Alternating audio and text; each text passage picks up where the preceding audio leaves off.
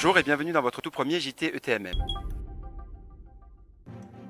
Bonjour et bienvenue dans votre premier JT ETMM.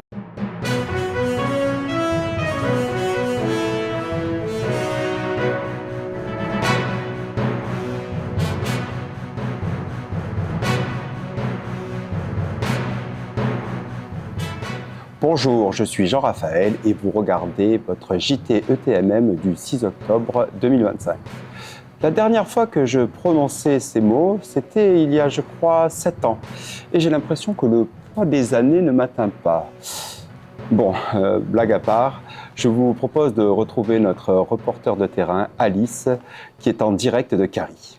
Ce matin, l'équipe d'organisation et le comité étudiant étaient sur le pont dès les premières heures pour accueillir les participants de cette 9e édition de l'école thématique de microbiologie moléculaire. Une édition qui, cette année encore, se tient à Carry-le-Rouet, dans un cadre propice aux échanges et à la réflexion scientifique. Au total, 162 participants ont fait le déplacement depuis les 4 coins de la France, mais aussi depuis plusieurs pays francophones. Chercheurs confirmés, enseignants et doctorants se retrouvent ici pour une semaine d'immersion scientifique intense, entièrement dédiée à la microbiologie. L'objectif de cette école thématique ?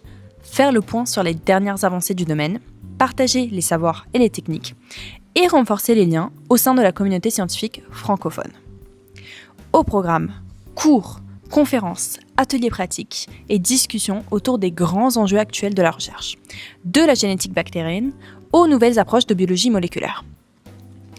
Au-delà de l'aspect académique, cette école est aussi un moment de rencontre et de convivialité, favorisant les échanges entre générations de chercheurs et la création de nouvelles collaborations. Bonjour Clémentine, Bonjour, tu fais partie du comité d'organisation de l'ETMM et donc je voulais te demander qu'est-ce qui t'a motivé justement à rejoindre ce comité ? La bonhomie de Mathieu Berger.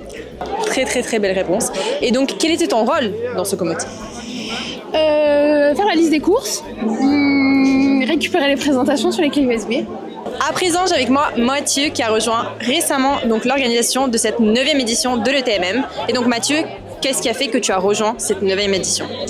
Alors, quelques bons souvenirs de 2018 et la binomie de Maxence, ouais. Et donc, quel était ton rôle dans l'organisation de l'ETMM ? Alors, c'était le plus compliqué, récupérer les abstracts des speakers invités. Et on a maintenant Maxence avec nous qui fait aussi partie du comité d'organisation de l'ETMM. Donc Maxence, qu'est-ce qui a fait que tu as rejoint ce comité ? C'est avant tout la bonhomie de Clémentine. Est-ce que tu peux nous expliquer ton rôle dans l'organisation ? Je me rappelle plus. Moi, j'étais essentiellement là pour m'occuper d'aller chercher les piles pour les micros.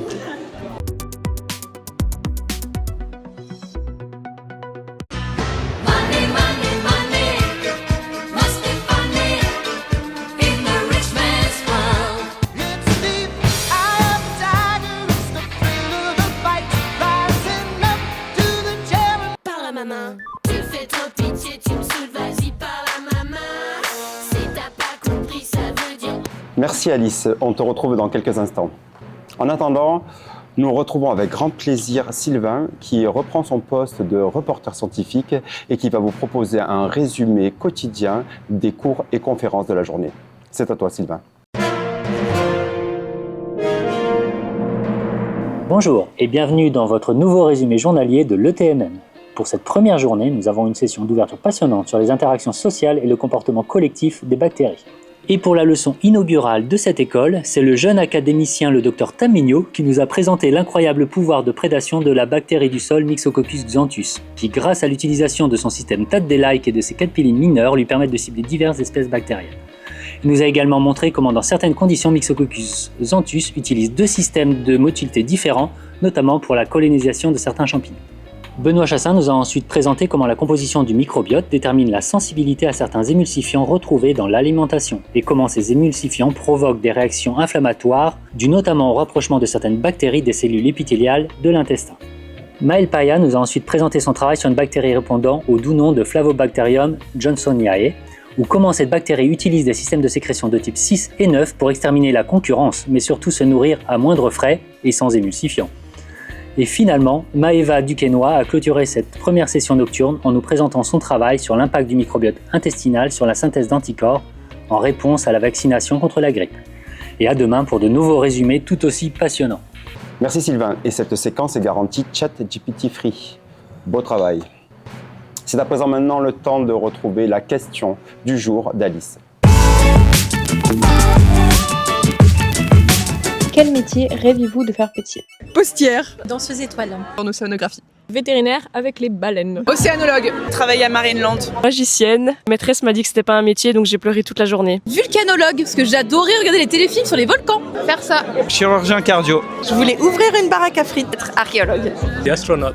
Astronome pour voir les étoiles, pour voir l'infiniment grand. Du coup, je suis microscopiste, plutôt l'infiniment petit, donc c'est pas mal aussi. Frédéric Barras. Voilà. Ainsi s'achève ce premier JT ETMM. Je vous retrouve demain à la même heure avec probablement un peu plus de cernes qu'aujourd'hui. À demain. Microbio réveil. ETMM, je suis au max au soleil. ETMM, microbio réveil.